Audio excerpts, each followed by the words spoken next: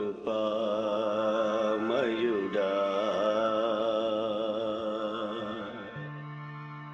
నీలోనా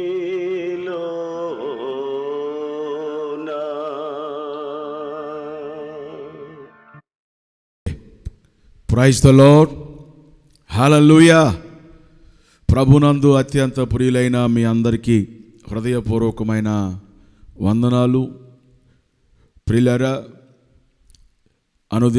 అనుదినము యేసయ్య కృప అనే ఈ కార్యక్రమానికి, ప్రత్యేక ప్రార్థనకు మీ అందరినీ ఆహ్వానిస్తున్నాం. దేవుడు మిమ్ములను, మీ కుటుంబాన్ని దీవించి ఆశీర్వదించునుగాక. ప్రియులారా, చిన్న ప్రార్థన చేసుకుందాం. తలలు వంచండి, కళ్ళు మూసుకోండి. ప్రార్థన. మహాపరిశుద్ధుడైన మా తండ్రి, ప్రేమా స్వరూపుడువైన యేసయ్యా, మీకు వందనాలు, స్తుతులు, స్తోత్రాలు చెల్లిస్తూ ఉన్నాం. ఈ ఉదయకాలములో మరొకసారి నీ పాద సన్నిధికి రావడానికి కృప చూపినందుకై మీకు వందనాలు. ఈ స్థలములో మీరుండండి, మీ సన్నిధిని ఉంచండి మా ప్రభువా. ఈ యొక్క ప్రార్థనలో పాల్గొన్న ప్రతి బిడ్డను ఆశీర్వదించమని ప్రార్థన చేస్తూ ఉన్నాను. ప్రశస్తమైన మీ సన్నిధి స్థలములో ఉంచండి. ఇదిగో నాయనా, నీ దాసుడను, వట్టివాడను, నీ వాక్శక్తి నాకు దయచేయండి.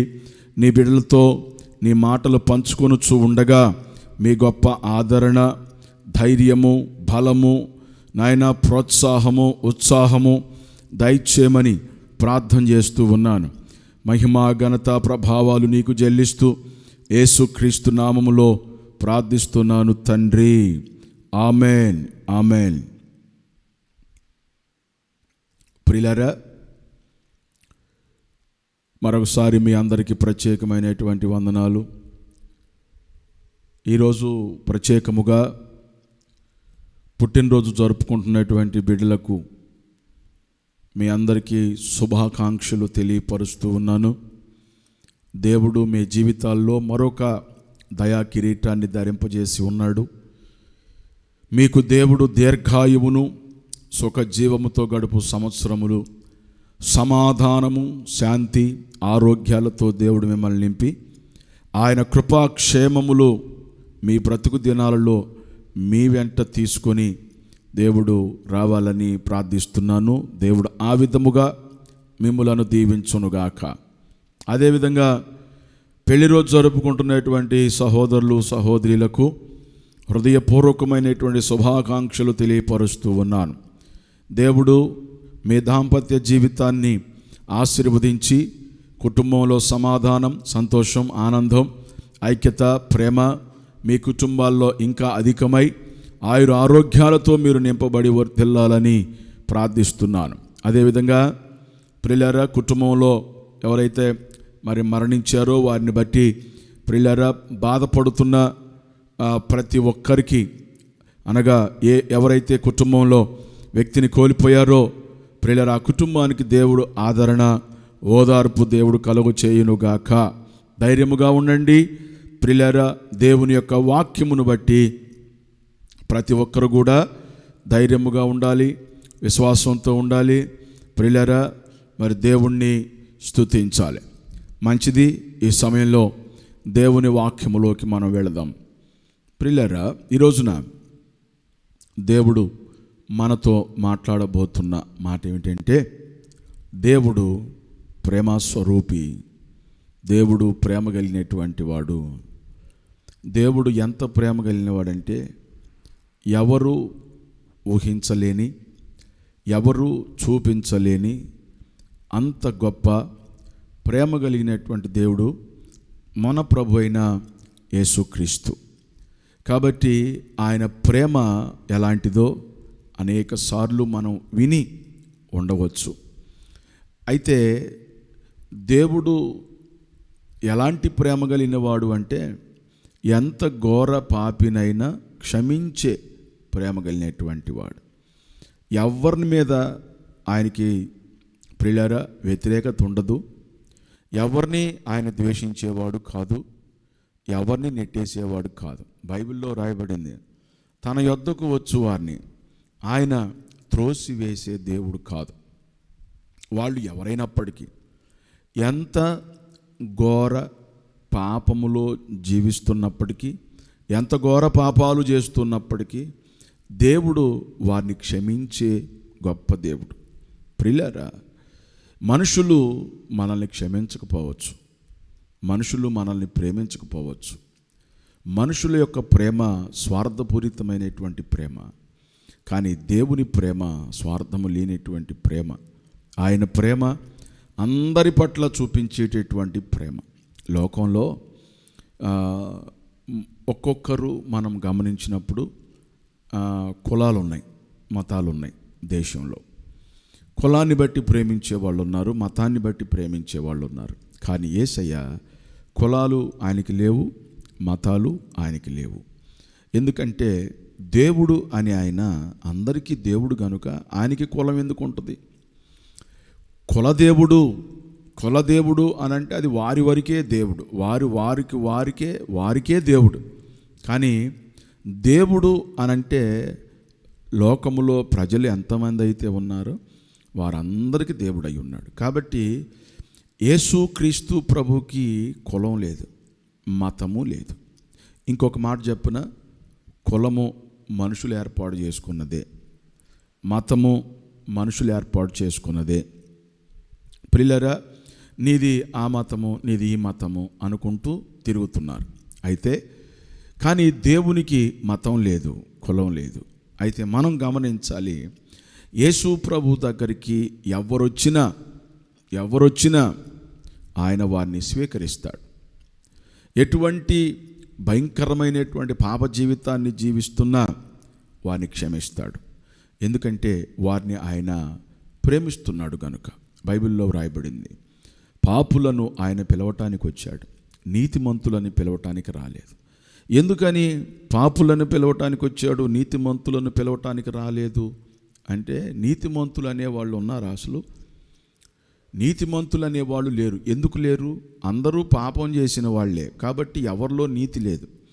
కాబట్టి ఎవరు నీతిమంతులుగా ఈ లోకంలో లేరు. కాబట్టి వాణ్ణి నేను పిలవటానికి రాలేదు, పాపులనే పిలవటానికి వచ్చాడు. రోమిలకు రాసిన పత్రిక 3వ అధ్యాయంలో రాయబడింది, నీతిమంతుడు లేడు, ఒక్కడూ లేడు, నీతిమంతుడు లేడు, ఒక్కడూ లేడు అనే వాక్యంలో మనం చదువుతాం. దేవుణ్ణి వెతికేవాళ్ళు లేరు. చాలామంది ఈ లోకంలో దేవుడు లేడు అనేవాళ్ళు ఉన్నారు. బైబిల్ ఏం చెబుతుంది? దేవుడు లేడు అనేవాడు బుద్ధిహీనుడు అని వ్రాయబడింది. ఎందుకంటే దేవుడు లేకుండా ప్రియులారా మనం లేం, దేవుడు లేకుండా సృష్టి లేదు. అలా కనీసం చిన్న ఆలోచనతో మనం అర్థం చేసుకోవచ్చు.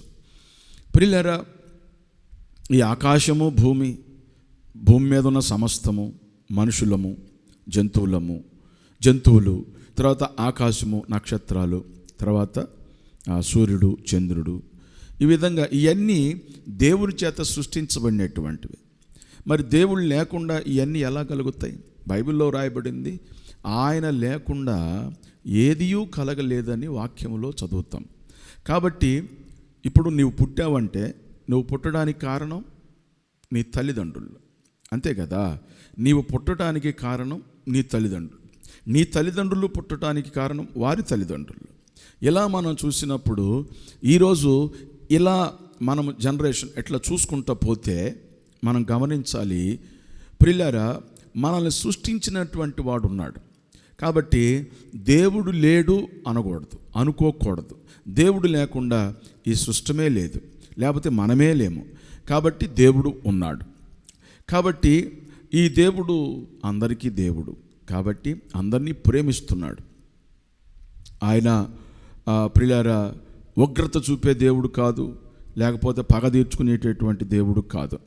ఆయనను ఎంతమంది వ్యతిరేకించినా, ఎంతమంది తిట్టినా, ఎంతమంది ఎన్ని రకాలుగా తన పిల్లల్ని హింసించినా వారిని ప్రేమిస్తూనే ఉంటాడు. ఎందుకంటే ఈ మనుషులు కొన్నిసార్లు ప్రియులారా వారికి ఉన్న జ్ఞానాన్ని ఉపయోగించి తెలియక చేస్తున్నారు. కాబట్టి వారు తెలియక చేస్తున్నారు కాబట్టి వారు క్షమించబడతారు. ఇది ఖచ్చితంగా దేవుని యొక్క మాటగా ప్రియులారా మీరు తీసుకోండి. ఇది దేవుని మాటలు ఇవన్నీ. కాబట్టి దేవుడు క్షమించేటటువంటి దేవుడు. ఇంకపోతే మనం వాక్యంలో గమనించినప్పుడు అసలు దేవుడు ప్రేమాస్వరూపి. ఆయన రూపమే ప్రేమ.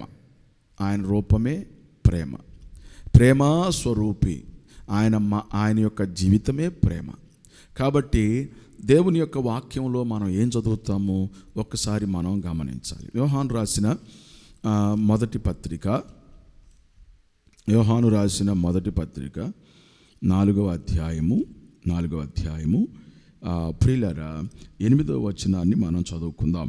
దేవుడు ప్రేమ స్వరూపి.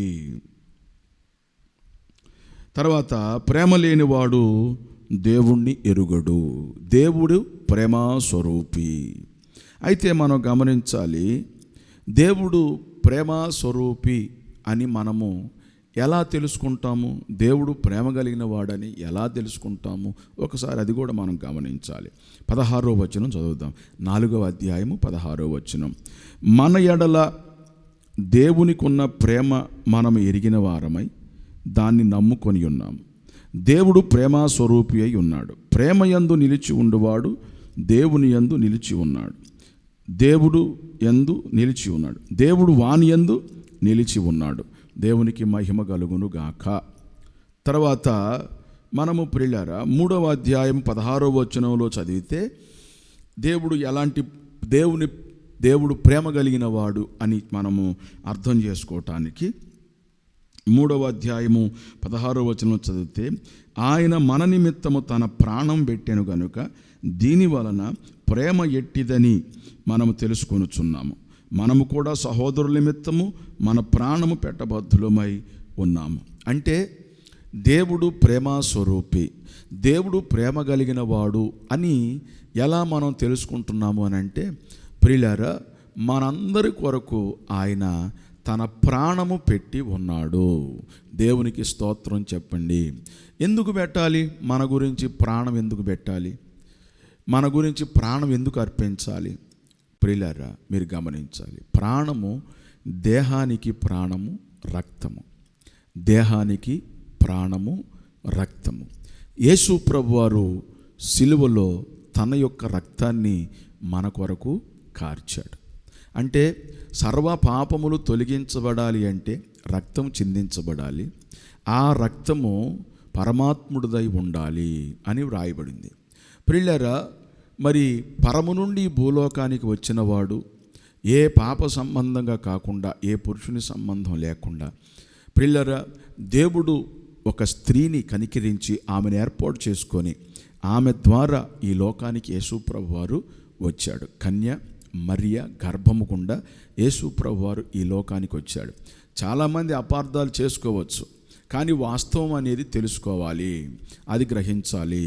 అయితే యేసుక్రీస్తు ప్రభువారు ఆయన శరీరధారిగా ఎందుకు వచ్చాడు అని అంటే, మానవులు తమ పాపములు పోగొట్టుకోవటానికి బలులు అర్పిస్తున్నారు. ఇది అందరికీ తెలిసిన విషయం.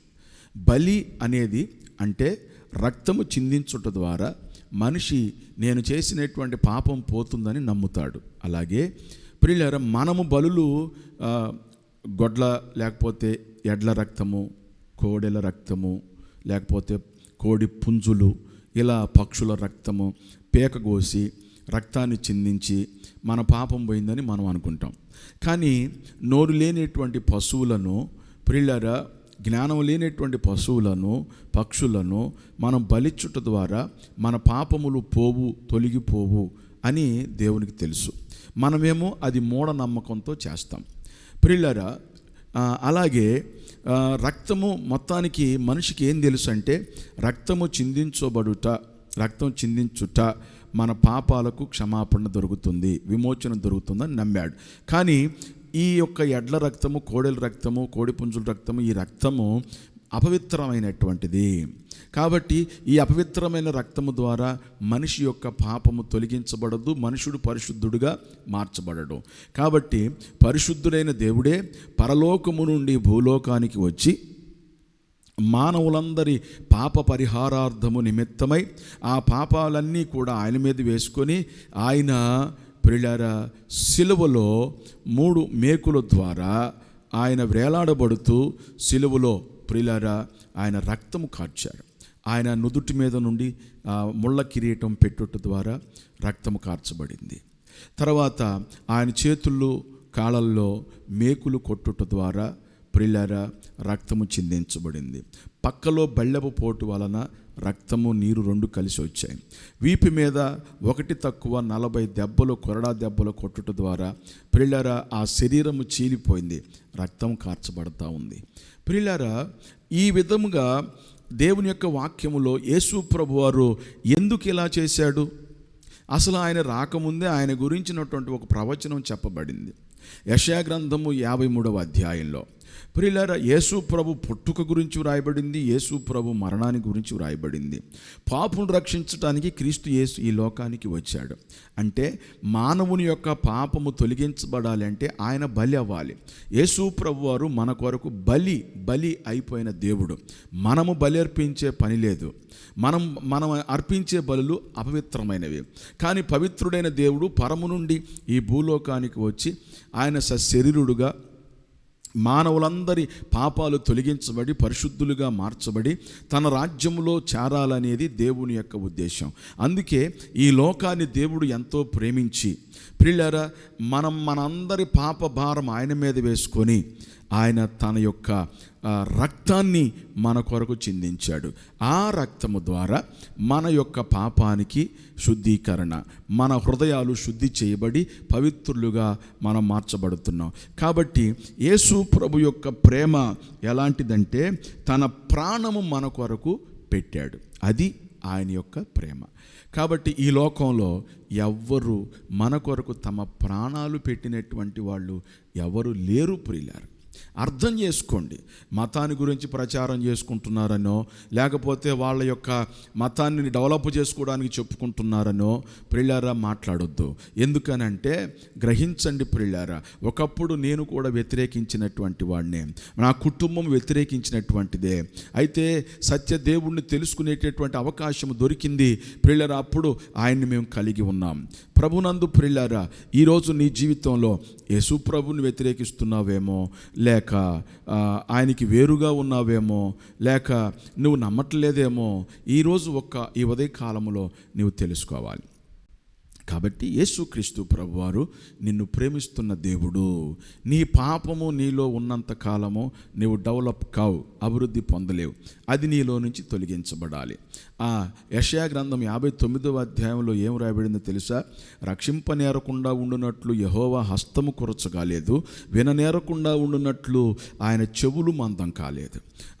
మరి ఎందుకని మీ ప్రార్థన దేవుడు వింటలేదు అన్నాడు అని అంటే, మీ దోషములు మీకు మీ దేవునికి అడ్డుగా వచ్చినాయి కనుక ఆయన ఆలకింపకుండా ఉన్నాడు అని వ్రాయబడింది.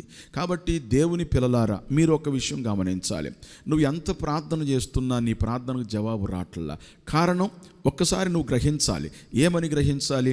ఒకవేళ నాలో పాపం ఏమైనా ఉందా, నేనేమైనా దోషం చేస్తున్నానా, నాలో ఏమైనా దోషం ఉందా అని గ్రహించుకొని ప్రియులారా, నువ్వు వెంటనే ప్రభువా, నా దోషాలు నా పాపాలు ఏమైనా ఉంటే అవి తొలగించయ్యా, నన్ను క్షమించయ్యా, నా ప్రార్థన ఆలకించని నువ్వు ప్రార్థన చేయగలిగితే ప్రేమ కలిగిన దేవుడు నిన్ను క్షమించి నీ ప్రార్థన ఆలకించి దేవుడు నీకు జవాబిస్తాడు. తర్వాత ఈ విధముగా దేవుడు ఎవరిని కూడా త్రోసివేయడు. కారణం ఏంటంటే ప్రేమ కలిగినటువంటి దేవుడు, దయగలిగినటువంటి దేవుడు ఆయన. తర్వాత మనం గమనించాలి, అసలు ఆయన ప్రేమా స్వరూపి అని వ్రాయబడింది. తర్వాత మనం గమనించినప్పుడు యెషయా గ్రంథము 64వ అధ్యాయము 4వ వచనంలో ఒక మాట ప్రియులారా మీకు చదివి వినిపిస్తాను. ఎందుకంటే చాలా అద్భుతమైనటువంటి మాట అక్కడ మనం చూస్తాం.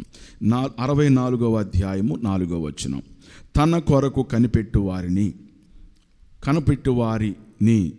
విషయమై నీవు తప్ప తన కార్యము సఫలము చేయు మరి ఏ దేవుడును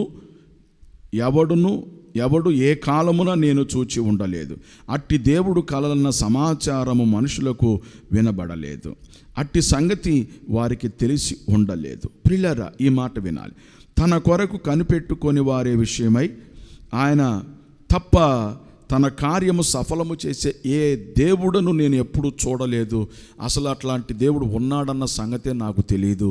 ఇప్పుడు తెలుసుకుంటున్నాను. ఏంటంటే నేను ఆ దేవుని కొరకు కనిపెట్టుకుంటున్నాను కాబట్టి, ఆ దేవుని సందులో నేను ప్రార్థన చేస్తున్నాను కాబట్టి ఆయన నా కార్యములు సఫలం చేస్తున్నాడు. ఇట్లాంటి దేవుడు లేడు, ఇలాంటి దేవుడు లేడు అని చెప్పబడుతూ ఉంది.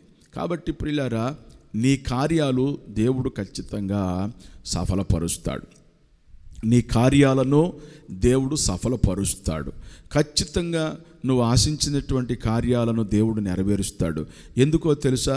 ఒకవేళ మనుషులుగా మనము, ఒక మాట వినండి, మనుషులుగా మనము ఏం చేస్తామంటే కొన్ని ఎవరి గురించి అయినా మనల్ని వ్యతిరేకించే వాళ్ళు ఎవరుంటే మన మనసులో పెట్టుకుంటాం. వాడు నన్ను వ్యతిరేకించాడు, నేను వాళ్ళకి ఏ హెల్ప్ చేయకూడదు, అసలు వాళ్ళతో మాట్లాడకూడదు, వాళ్ళ దగ్గరికి వెళ్ళకూడదని నువ్వు అనుకుంటావు. కానీ యేసుక్రీస్తు ప్రభువారు ఎలాంటోడో తెలుసా? నీవు ఆయనని తిట్టినా, ఇష్టం వచ్చినట్టు మాట్లాడినా మనసులో పెట్టుకొని నిన్ను వేధించేవాడు కాదు. ఎందుకో తెలుసా? ఒక్క మాట మనం గ్రహించాలి. ఆయన సిలువలో వేలాడుతూ మొట్టమొదటి మాట చెప్పాడు. ఆయన ఏమన్నాడు తెలుసా? తండ్రి, వీరు ఏమి చేయుచున్నారో వీరు ఎరుగరు గనుక వీరిని క్షమించు అన్నాడు. చూసారా ఎంత ప్రేమ కలిగిన వాడో? వాళ్ళందరూ కొట్టినోళ్ళు, అక్కడ ఉమ్మి ఊసినోళ్ళు, పిడిగుద్దులు గుద్దినటువంటి వారు, ఇష్టం వచ్చినట్టు మాట్లాడినటువంటి వాడు. నువ్వు దేవుని కుమారుడు అంటున్నావు కదా, నిన్ను నీవు రక్షించుకో, సిలువ నుంచి కిందకు దిగిరా అని హేళన చేశారు. కానీ యేసు ప్రభువారు వాళ్ళందరూ ఇట్లా చేస్తున్నారంటే నేనెవరినో వారికి సంపూర్తిగా తెలీదు, వారికి తెలియకనే ఇట్లా చేస్తున్నారు, వారికి తెలిస్తే ఇలా జరగదు. అయితే యేసు ప్రభువారు ఏమన్నాడో తెలుసా? తండ్రి, వీరేమి చేయుచున్నారో వీరికి తెలీదు, వీరిని క్షమించు అన్నాడు. అది ఆయన యొక్క ప్రేమ. ప్రియులారా, నీకు కార్యాలు చేయటానికి నీ గురించి ఆయన మనసులో పెట్టుకునేవాడు కాదు. అంటే ఏంటి? నువ్వు వ్యతిరేకించావు చూసావా, అది మనసులో పెట్టుకోడు. తర్వాత నువ్వు ఆయనకి లోబడలేదు కదా, అది మనసులో పెట్టుకునేవాడు కాదు. నీవు ఇష్టపడి ఆయన దగ్గరకు వచ్చి నీవు మోకరించి, ప్రభువా నాకు సహాయం ఇచ్చేయమని మనస్ఫూర్తిగా నువ్వు ప్రార్థన చేయగలిగితే, నీ పాపాలు నీవు ఒప్పుకోగలిగితే నీకున్న అడ్డులు తొలగించబడతాయి. దేవుడు ఖచ్చితంగా నిన్ను ప్రేమించేవాడు కనుక నీ కార్యాలను ఆయన సఫలపరుస్తాడు. కాబట్టి ఈ వాక్యాన్ని మీ మనసును పెట్టండి. చివరిగా ప్రభునందు ప్రియులారా, ఇప్పుడు దేవుని వాక్యంలో ఇంకొక మాట చూద్దాము. 31వ కీర్తన 9వ వచనంలో ఏమి రాయబడిందో ప్రియులారా మీకు చదివి వినిపిస్తాను. 31వ కీర్తన 19వ వచనంలో, నీ యందు భయభక్తులు గల వారి నిమిత్తము నీవు దాచి ఉంచిన మేలు ఎంతో గొప్పది, నరులు ఎదుట నిన్ను ఆశ్రయించు వారి నిమిత్తము నీవు సిద్ధపరిచిన మేలు ఎంతో గొప్పది. ఈ మాట వినండి. నీ యందు భయభక్తులు గల వారి నిమిత్తం నువ్వు దాచి ఉంచిన మేలు ఎంతో గొప్పది.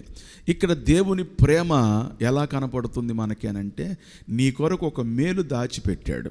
మీరు ఎప్పుడైనా గమనించారో లేదో, అమ్మమ్మలు కానీ, తాతలు కానీ, నాయనమ్మలు కానీ, తాతలు కానీ, ప్రియులారా, మానవ సంతానం తర్వాత కొంతమంది తల్లిదండ్రులు కూడా బిడ్డల కోసం ఏం చేస్తారంటే, కొన్నిసార్లు ఇంట్లో పిల్లలు ఏదన్నా అమ్మ వండి పెట్టినప్పుడు మొత్తం వాడికి నా తమ్ముడికో నా చెల్లికో కావాలనే ఆలోచన ఉండదు, కొంతమందికి తినేస్తూ ఉంటారు.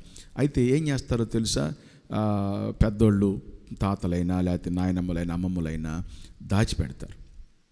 ఎవరి కోసం? వాడు స్కూల్ నుంచి రాలేదు, ఒకవేళ ఈ ముందు వచ్చినటువంటి వాడు అన్నీ తినేస్తున్నాడని చెప్పి వారి కోసం కొంత దాచిపెడతారు. వాడి మీద ఎంతో ప్రేమ. ప్రియులారా, తింటే ఇటు తిన్నాళ్లే తర్వాత చూసుకోవచ్చు అనుకోరు. ప్రియులారా, వాడి మీద ప్రేమ కాబట్టి కొంత దాచిపెడతారు. అలాగే దేవుడు మన కొరకు కొన్ని మేలులు దాచిపెట్టాడు. ఎవరి కోసం? తన యందు భయభక్తులు కలిగినటువంటి వారి కోసం.